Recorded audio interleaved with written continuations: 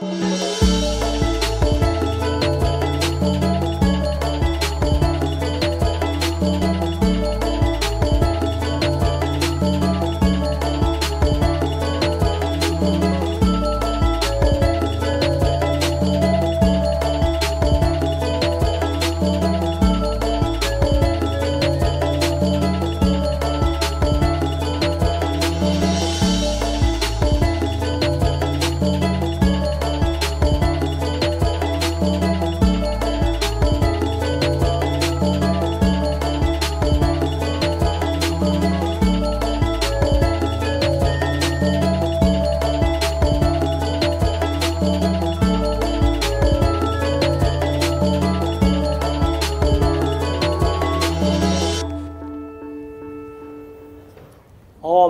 Swastiastu. Mac TV yang ada di rumah, kita jumpa lagi. Saat ini kita akan berbicara tentang arsitektur Bali modern. Di sini sudah akan hadir sama Bapak Ketut Sianana ST dan Bapak Gede Suyoga ST MSI. Dengan beliau juga seorang juru mangku, jadi lebih asik kalau dipanggil juru mangku ya. Ya. Salah satu kebudayaan Bali adalah arsitektur, di mana pemukiman masyarakat yang dulu dari sebuah goa kemudian berkembang menjadi desa, menjadi kota, menjadi provinsi, menimbulkan banyak sekali perubahan karena masyarakat ingin mendapatkan kenyamanan hidup. Salah satu arsitektur yang mengadopsi juga dari pengaruh-pengaruh luar, baik dari Jawa, dari Cina, dari Eropa juga, dan itu kemudian diadopsi oleh para undagi, oleh para arsitek menjadi yang kekinian. Karena itu kita akan berbicara lebih banyak lagi tentang arsitektur ini, ya Pak berdua. Saya akan mulai dari Pak Yoga. Ya Pak Yoga, boleh dilepas masuk ke Pak Yoga supaya kelihatan gantengnya juga Mas. Saya juga boleh lepas. Silakan, silakan. Ya. Terima kasih Pak Yoga. Pak Yoga, sebenarnya apa sih arsitektur Bali? Itu kan orang taunya cuma gedung saja, berukir gitu. Apa Pak Yoga? Ya. Baik, terima kasih Pak Iwan.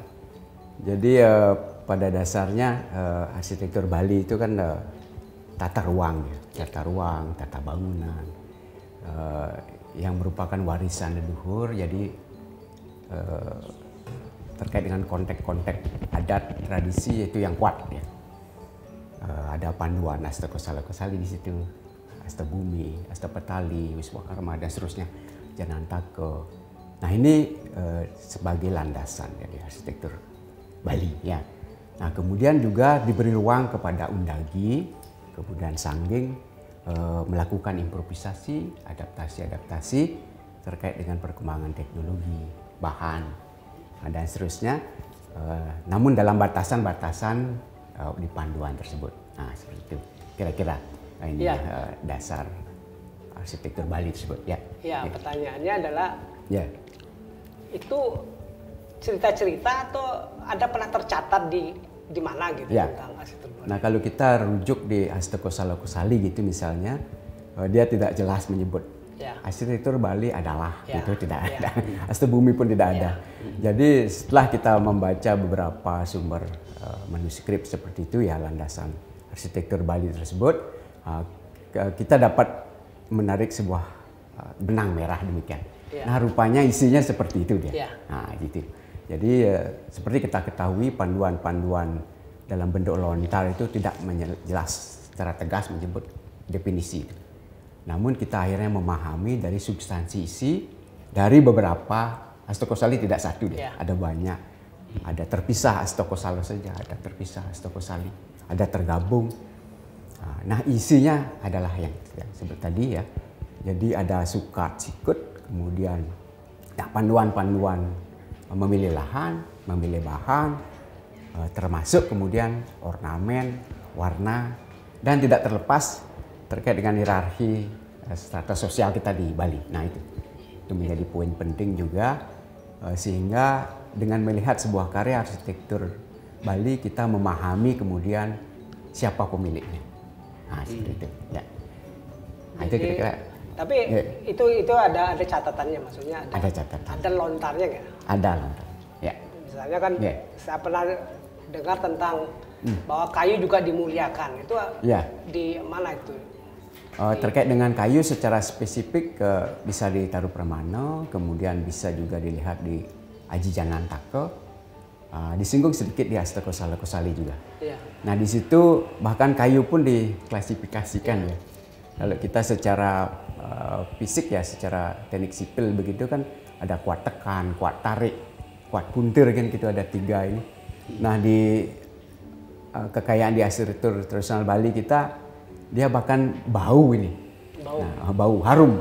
Nah misalnya untuk kayu khusus yang terkait dengan bahan untuk bahan bangunan di Parihyangan ya, di pura begitu, di Merajan.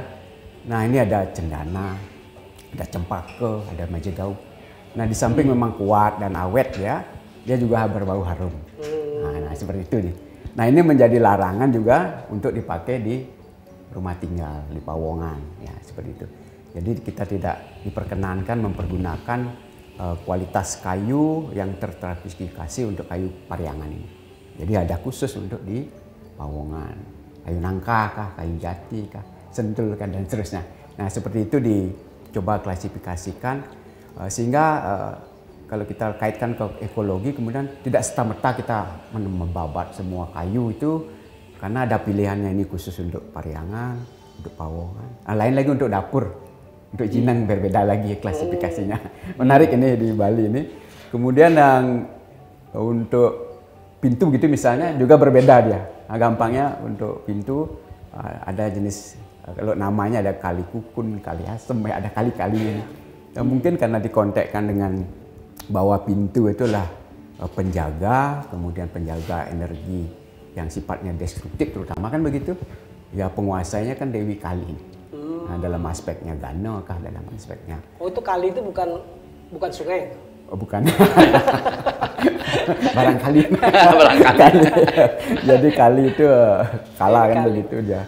Salah satu aspek dari Sakti Siwa juga di situ. Kemudian, nah ini candi kan juga akhirnya salah satu nama dari aspek saktinya ya, Candika. Ya yang distanakan kemudian di situ. Untuk menjaga, otomatis kalau dikaitkan dengan kayu ya, pilihlah kayu-kayu yang ada unsur kalinya tadi gitu. Nah seperti itu ininya, ya, kali kukun gitu, kali asem ya. Ya itu betul. Itu jenis-jenis yang, ya ini semua untuk pemuliaan sebenarnya.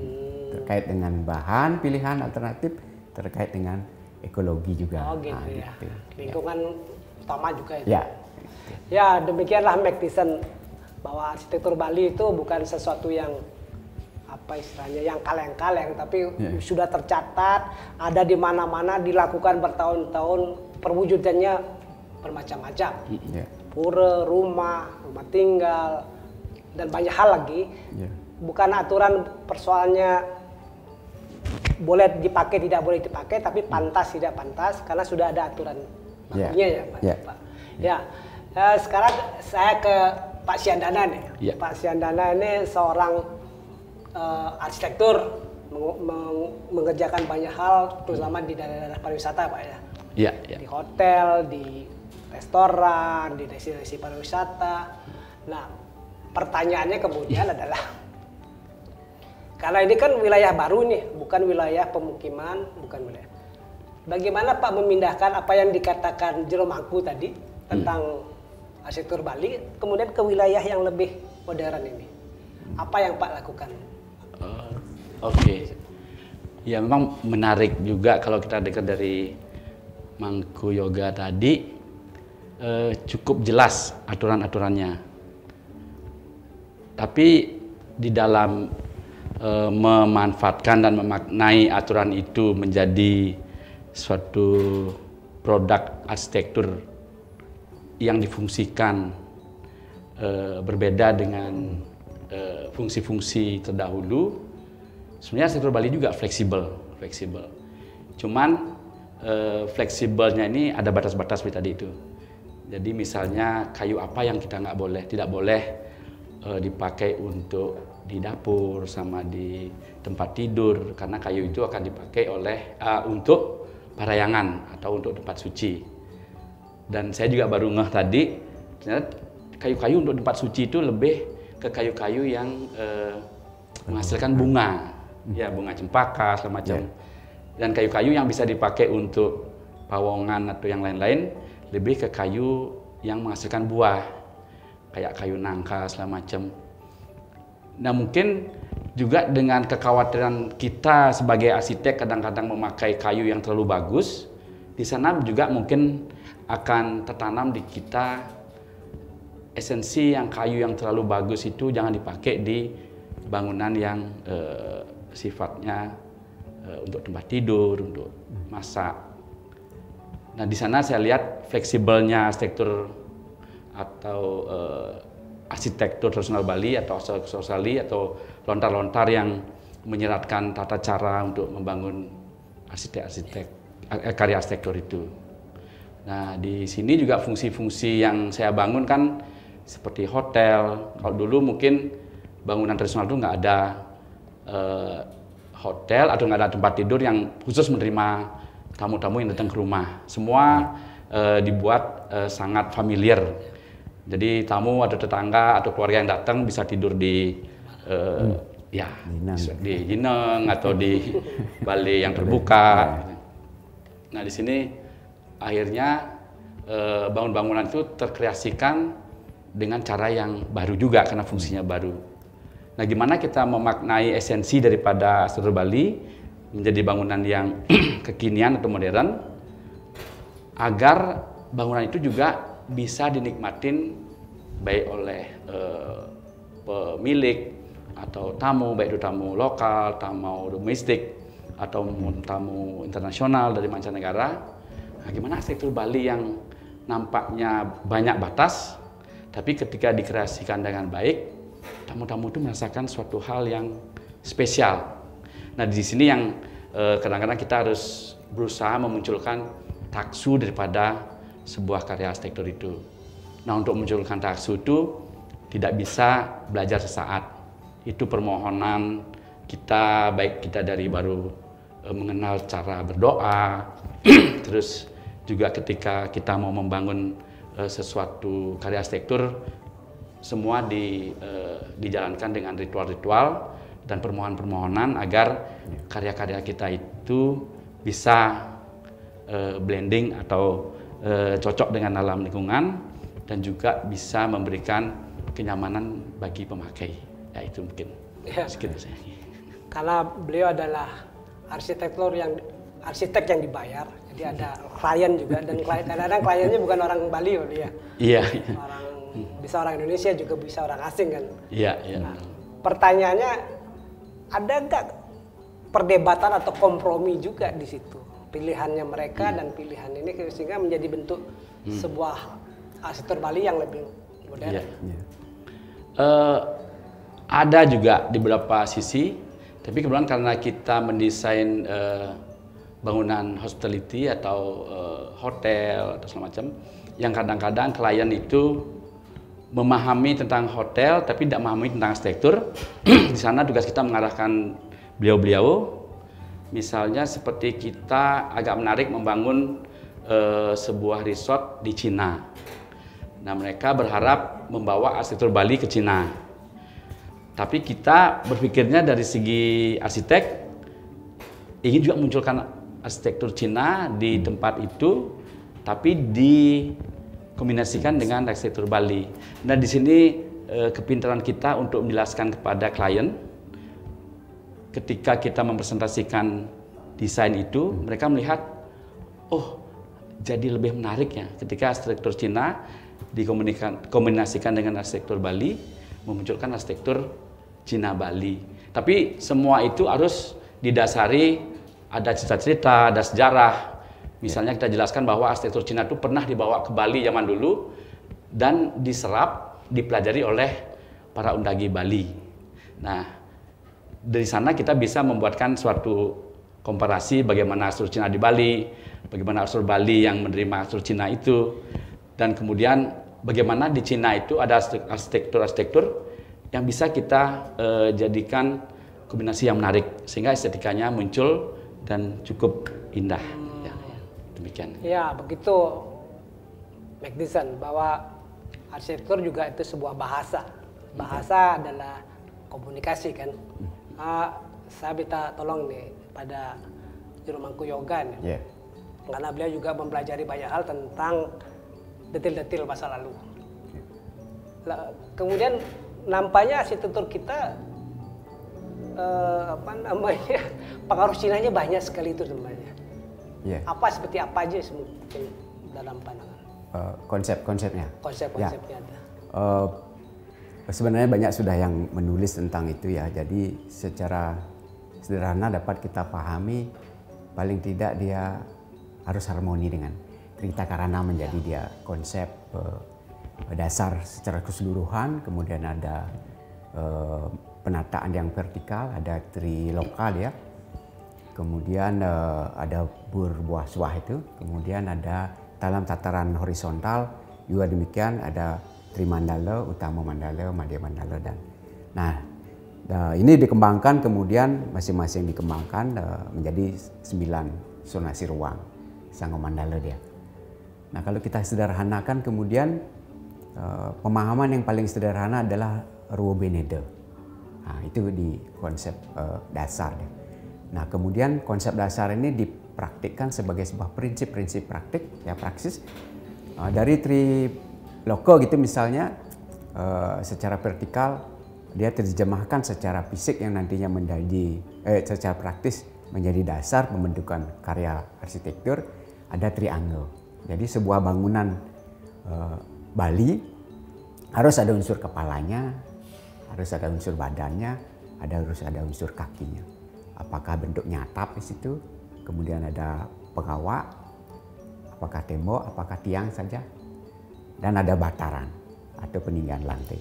Nah, itu dasar dari triangle sebagai konsep praktis.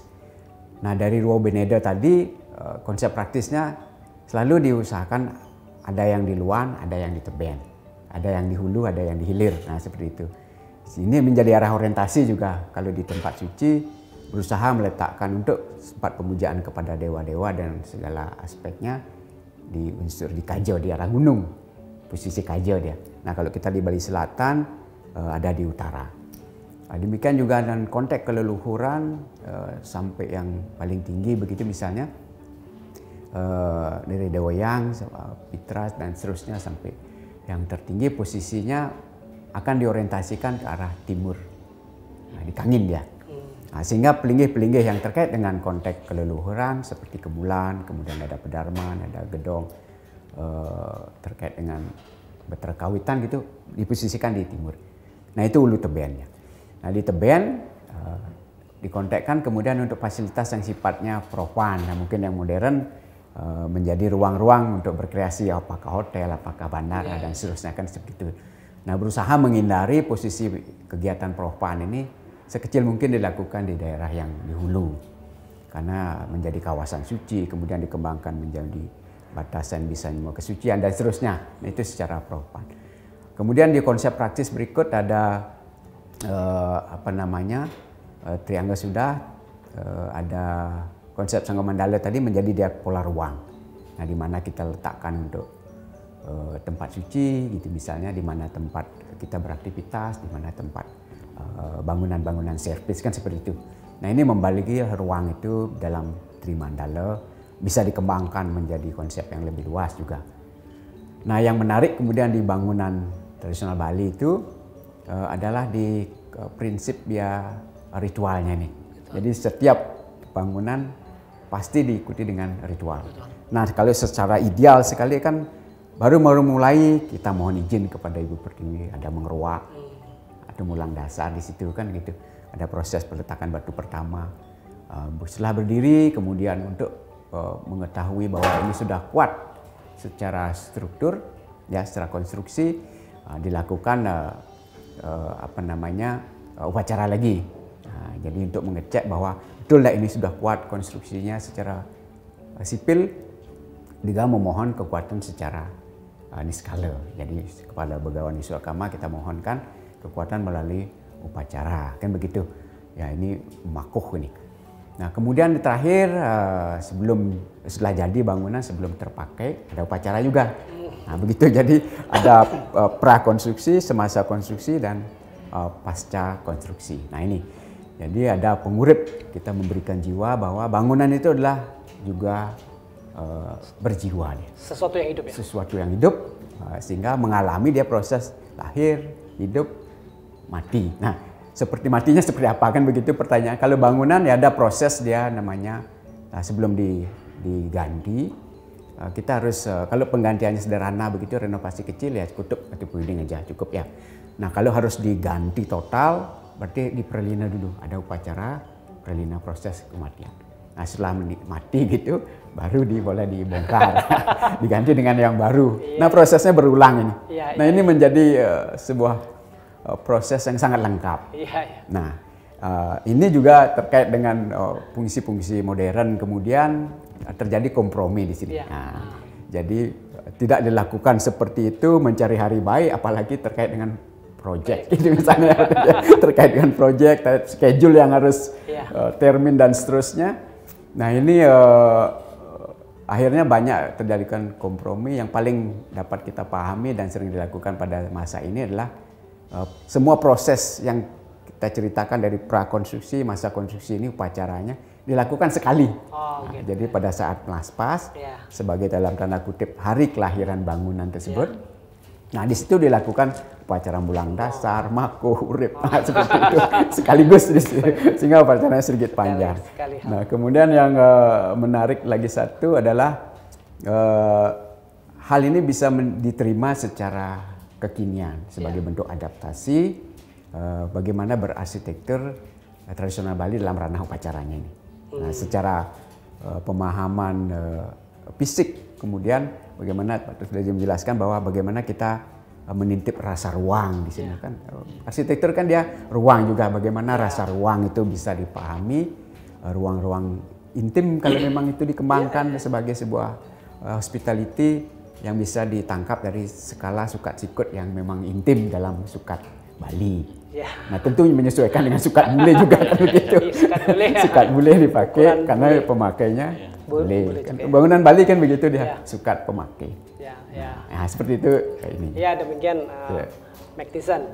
Dua orang arsitek ini sebenarnya sedang bikin buku ini.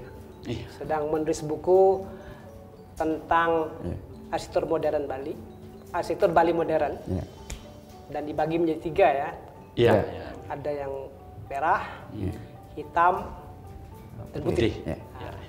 Untuk yang merah sama hitam dulu ini bagiannya Pak Ketut nih, karena Pak Ketut dia adalah seorang yang tidak saja arsitektur, tetapi dia juga orang sipil juga yang kemudian mewujudkan bangunan itu juga beberapa, walaupun banyak kliennya juga dari Indonesia dan dari luar negeri juga. Pak Ketut, dalam buku itu, dalam konsep merah itu apa sih yang Pak Ketut di buku itu yang? Karena tiba-tiba ada duo sekarang, duo arsitek. Memang menariknya apa yang Pak Iwan awali tadi, pertanyaan atau arah hal-hal yang ingin didapat tadi itu berkaitan juga dengan buku ini. Jadi pertanyaan awal ke Mangku itu merupakan buku merahnya. Merah itu kalau warna merah kalau di Bali sebagai representasi Dewa Brahma. Brahma kan penciptaan. Jadi untuk menciptakan sesuatu itu kita harus penggalian terhadap dasar-dasar agar bisa ciptaan itu menarik. Nah, di buku merah ini adalah penggalian terhadap apa dan bagaimana arsitektur tradisional Bali itu dan detailnya nanti mungkin Mangku menjelaskan. Jadi di buku merah itu seperti tata cara membangun atau berkreasi.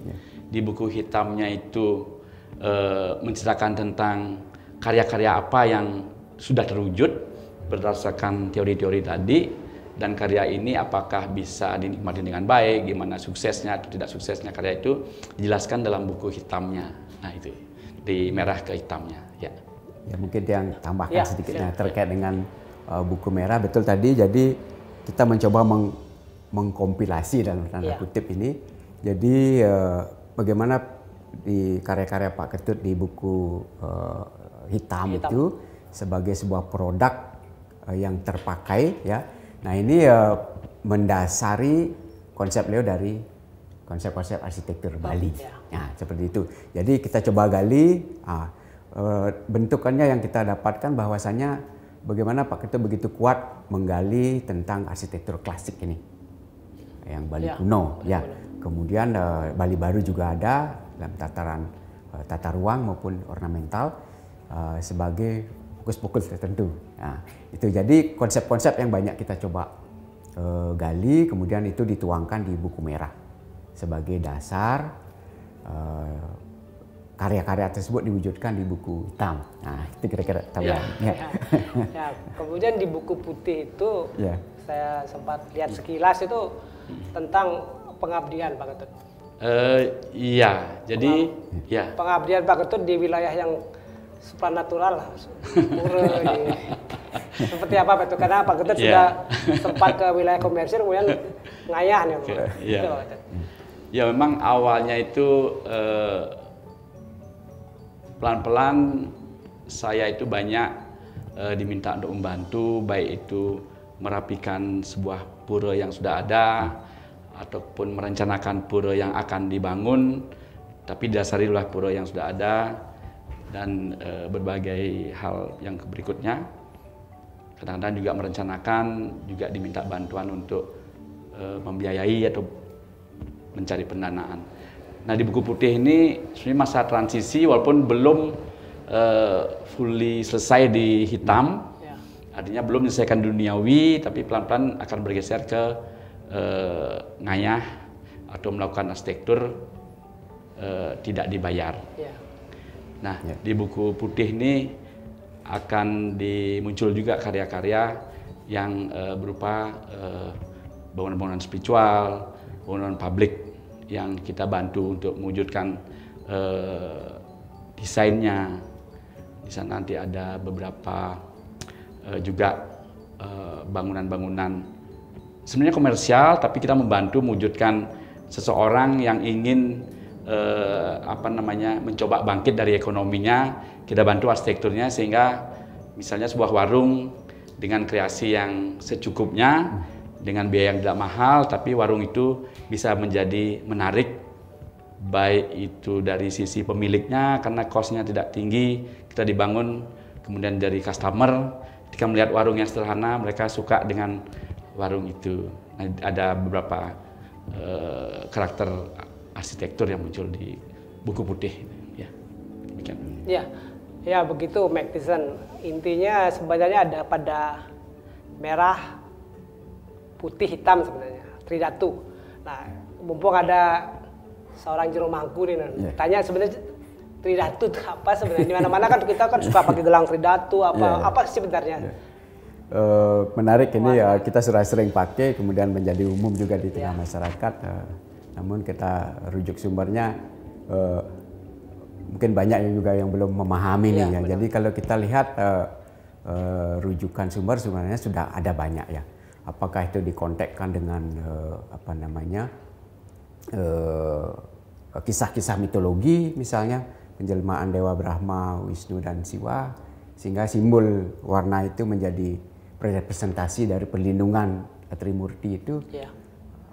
Kalau itu dikontekkan berarti era pemakaian ini berawal di era Empu Kuturan, berarti sesuai dengan konsep beliau kembangkan Trimurti, mempengaruhi kemudian arsitektur Pariangan kita, jadi harus membangun kemulan di dalam sebuah skup desa adat gitu, harus ada trikayangannya, kayangan 3, desa Pura Desa, Pura Pusah, Pura Dalam, seperti itu, dengan ada bangunannya masing-masing secara arsitektur.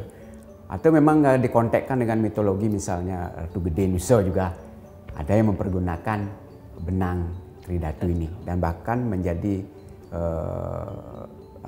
lumrah dipergunakan setiap sasi ke-6, bahkan ditambah dengan uang kepengnya sebagai pancadatunya, seperti itu.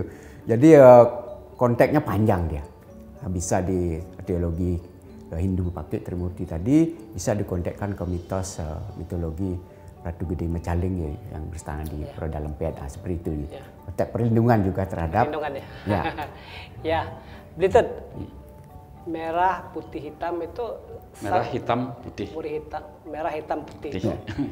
Itu apa namanya? Sangat color bagi arsitektur Bali ya. Di mana-mana sepertinya nampaknya gaya 3 warna itu. Iya. Tapi jarang dicampur menjadi dalam satu karya. Karena akan memunculkan suatu warna yang keras ya. Biasanya satu warna dengan kombinasi yang lagi satu atau di blending sehingga merah hitam putih itu nggak terlalu muncul ya. Kalau di karya-karya arsitektur.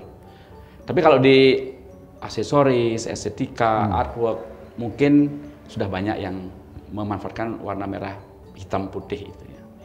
Ya karena nampaknya warna-warna rumah kita arsitektur Bali itu sebatas itu, tidak ada blend kemana mungkin yang lebih apa namanya, lebih lembut atau lebih kasar.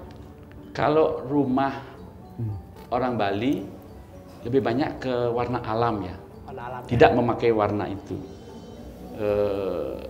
Dan dengan kesederhanaan orang Bali, mereka banyak memanfaatkan sumber alam sekitar menjadi warna. Misalnya tanah menjadi warna coklat yang merepresentasikan tanah atau mengarah ke warna tanah, dan gradasi dari warna coklat itu biasanya yang dipakai. Nah, di estetikanya mungkin di perayangannya baru dia menggunakan warna merah atau bata merah. Ya, itu yang kadang-kadang kalau untuk perumahan atau rumah tradisional orang Bali ya. Ya, artinya nggak masuk misalnya ke warna kuning, warna hijau gitu nggak? Hampir nggak. Jarang. Tapi ketika mungkin teknologi cat itu muncul, orang Bali juga memaknai atau memanfaatkan cat itu, mereka pakai warna-warna basicnya. Warna basicnya hijau, warna basicnya merah, itu juga muncul, tapi dalam proporsi yang sangat kecil ya. Misalnya di pintunya yang frame kusen pintunya atau di daun pintunya, tapi sangat minimal warna itu. Karena mereka mungkin yakin itu warna agak sakral ya. Atau di perayangannya mereka mungkin banyak dengan warna-warna. Ya. Filosofi warna itu Pak. Ya, memang betul. Jadi saya nambahkan di situ, kalau warna Bali itu sudah ada pakem juga sebenarnya. Ya, jadi paling dasar dia kan hitam putih nih, poleng ya. Era Bali kuno dipakai.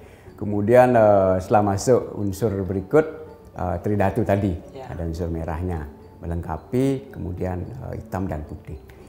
Nah, kemudian dalam perkembangan masuklah konteks teologi Hindu. Nah, dewa-dewa dalam penjuru ini diberikan warna. Timur putih gitu misalnya, selatan merah, barat kuning, utara hitam. Di tengah-tengah dia campuran menjadi manca warna berumbun ini. Nah, ini juga diterapkan dalam arsitektur, kemudian menjadi pilihan warna ornamental. Bervariasi dari 5 warna ini. 4 di penjuru tadi, kemudian di tengah. Bervariasi di situ. Nah, kemudian setelah masuk kemudian konsep stratifikasi sosial. Nah, ini hak penggunaan warna pun begitu tegas. Nah, kalau memang dari konteks arsitektur nantinya pilihan warna ini kalau dia kaum Brahmana gitu, dalam arti untuk penggunaan warna pada bangunan kematiannya gitu misalnya cenderung warna putih. Warna kuning, gradasi di situ ya. Nah, itu kemudian 2 warna tadi, 2 warnanya. Sebenarnya itu lambang warna bumi dan langit ya, akasa pertiwi dia putih dan kuning. Nah, kemudian kalau konteks yang lebih tajam dari itu, apabila dia seorang penguasa yang raja di raja, nah 9 warna. Sio turut gitu disebut, ada 9. Mejiku hibinium barangkali itu. Nah, itu pilihan warnanya. Nah, itu boleh diterapkan di karya istana beliau, di keratonnya, termasuk di bangunan kematiannya. Pilihan warnanya sio turut begitu. 9 warna. Nah, warnanya bisa, kalau sekarang kan kapas dipakai, handuk dipakai, dan macam-macam. Samping kertas pada era sebelumnya. Nah, demikian juga kalau seorang pasak gitu misalnya, ataupun jabatan lain, Aryo dengan jabatan raja, tidak raja di raja ya, raja bawahan. Ada 7 turut boleh. 7 jenis warna yang boleh dipergunakan baik di bangunan jeruan, berarti di jerunya, di rumah tinggalnya, maupun di bangunan kematiannya. Itu 9. Demikian juga yang dipengaruhi tumpang, Nah ini menjadi dia identitas. Warna itu menjadi identitas. Itu sudah tersertifikasi. Sudah tersertifikasi. Ya. Tidak bisa kita ngambil suka-suka begitu ya.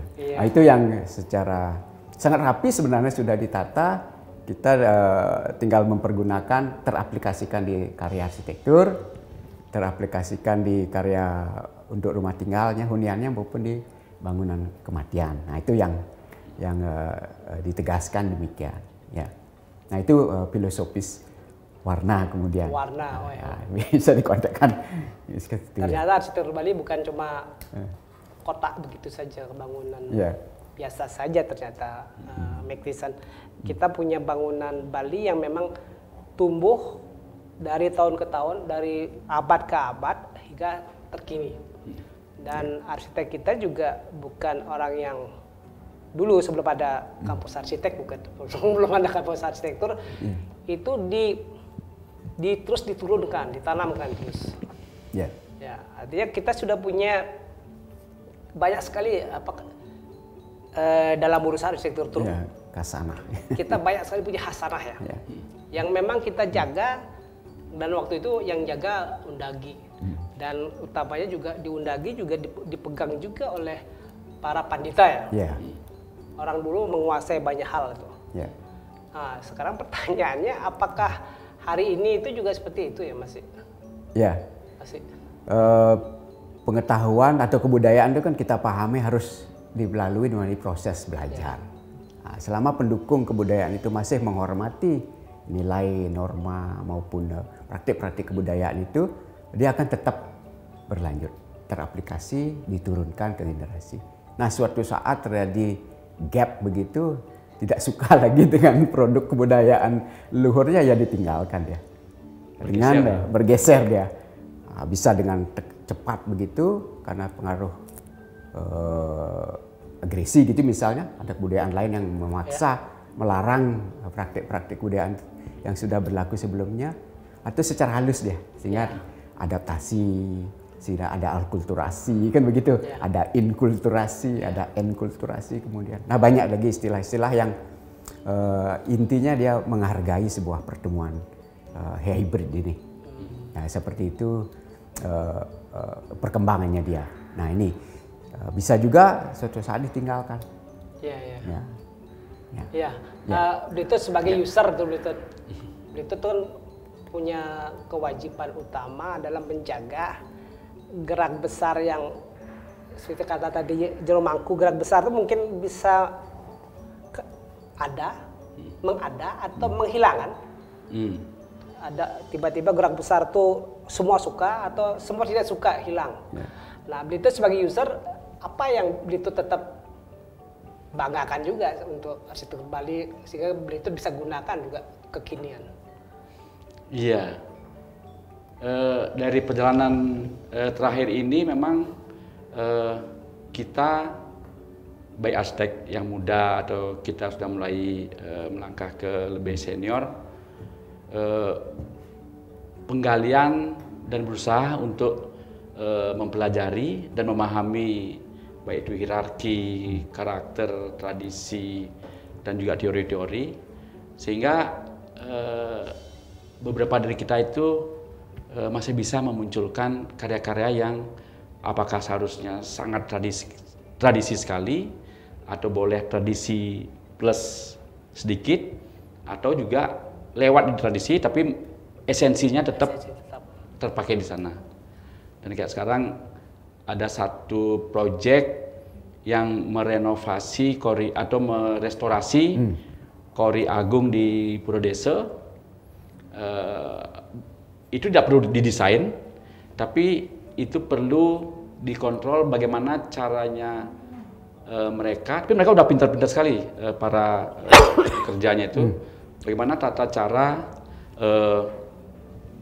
merestorasi itu dengan tepat, ya, sehingga dia berubah kembali seperti ketika Kori Agung itu dibangun saat awal oleh Undagi terdahulu yang kita muliakan itu. Nah,